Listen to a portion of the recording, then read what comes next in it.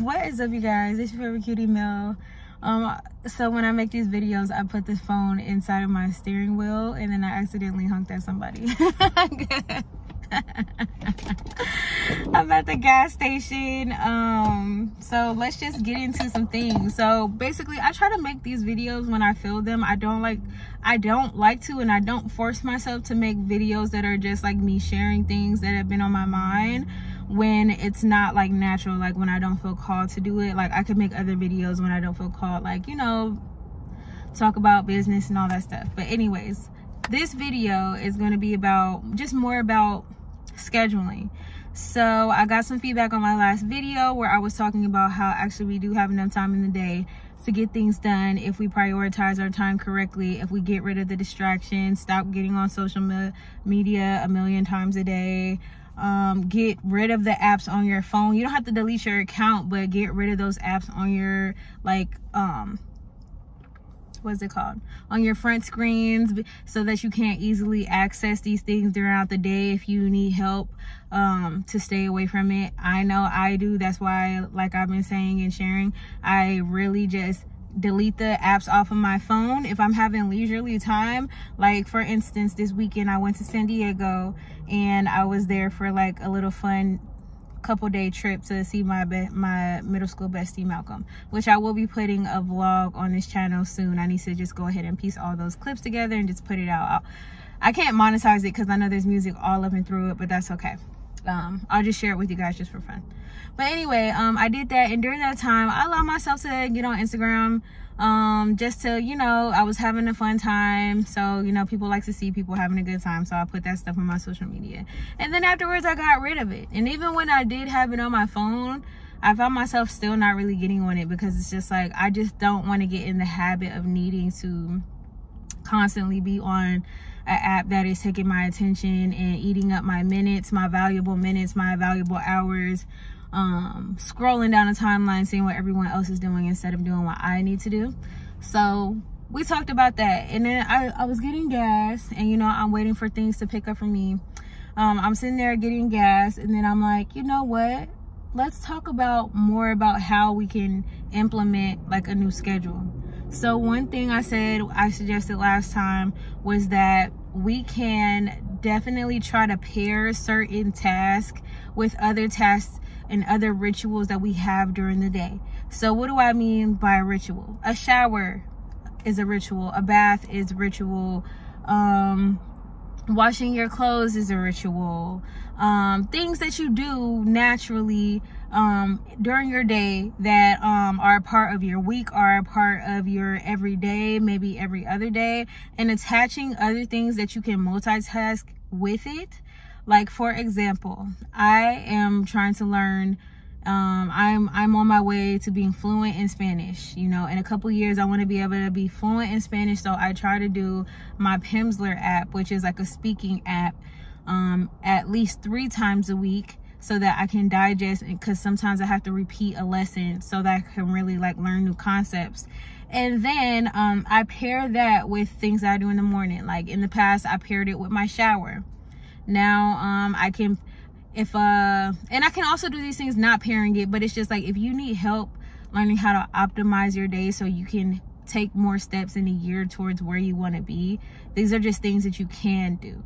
Okay, you don't have to do this. You don't have to attach something to every single thing. Like you don't have to be a productivity robot. That's not what I'm saying, but I'm just giving you different ideas of things that you can do if you do struggle with making steps towards your goals. Okay, so I paired, you know, Pimsleur and doing my 30 minutes of Spanish with like a shower in the morning, or my morning routine when I'm getting dressed, or when I'm I'll do it sometimes when I have laundry. So I'll throw that on when I'm doing laundry.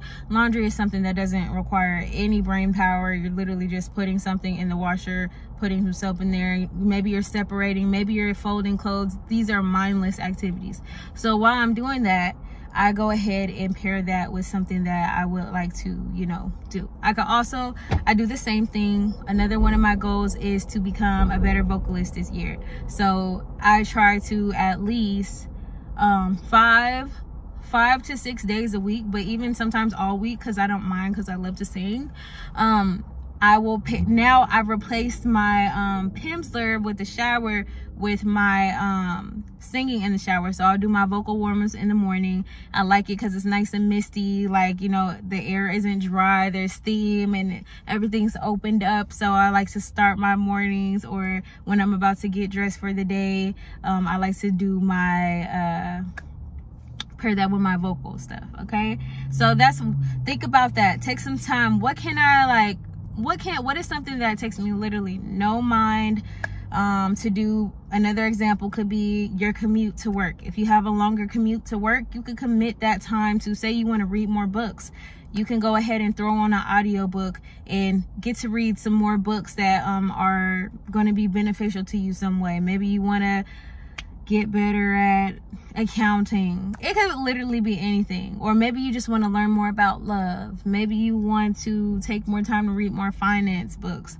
A great way to make sure that you're doing that on a consistent basis is to pair that with your commute to work. Maybe it could be your commute to work. Maybe it could be your commute from work to home. Doesn't really matter, but you know, that's just something that you can do. Let's see, what else can we do to optimize our time? So we already talked about cutting out social media. We talked about pairing things with other things. I'm gonna go ahead and maybe make this the last one for the day. Another one is simply make up your mind to make time for things. So I think a lot of times we all can be like, yeah, I want to do this. Like when we're talking about yeah, I really want to do this. I really want to do that. I would love to get to this place where I'm doing this with this.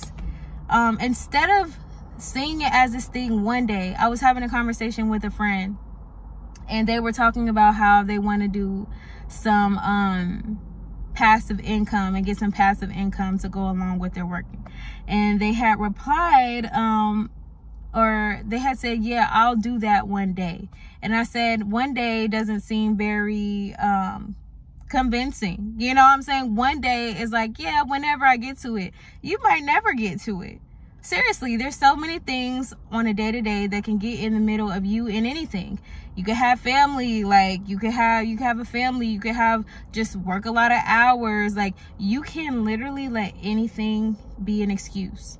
And I think people get triggered or get upset when they be like, well, I have 5 kids and I'm the only one. And I understand all that. We all have things in our lives that are not necessarily advantages for us to get where we want to go. Every single person, I don't care who it is, we all have things that can get in the way and things that can make it a reason why we can't accomplish what we want. But I think the most powerful thing that you can do to fit something in your schedule is to be determined and take your life into your own hands and make time.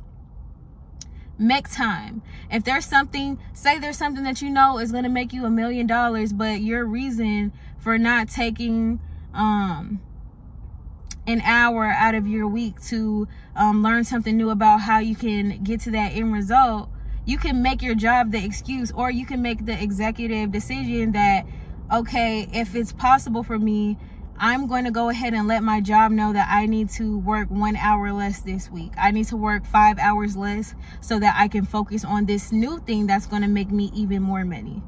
And ultimately, I hate when people say this, and we all do it, but you are the captain of your ship. So I don't understand why people be like, I just can't do that. Yeah, you can. And the universe will support you when you're moving towards things that are going to be beneficial for you. So if you want to live in fear and not take steps and stay exactly where you are, keep making excuses.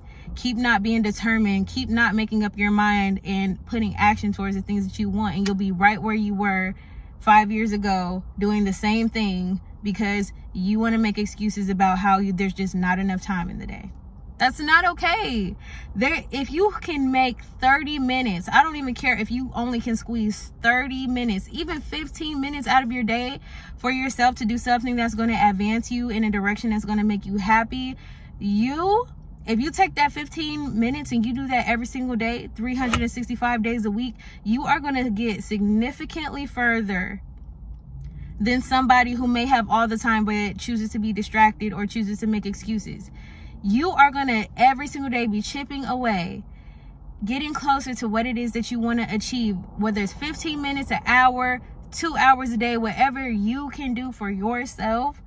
When you make up your mind, you are unstoppable, because you will begin to go towards whatever it is that you want. So I just want to encourage you guys. I want to encourage anybody, like especially the moms out there. I know it gets hard. I know we have like a ton of things. A lot of us are working, taking care of homes, and then also taking care of kids, maybe even partners. But you have to make up your mind, and you will be better for it, to take time for yourself, to do what even if it's something just to make you happy.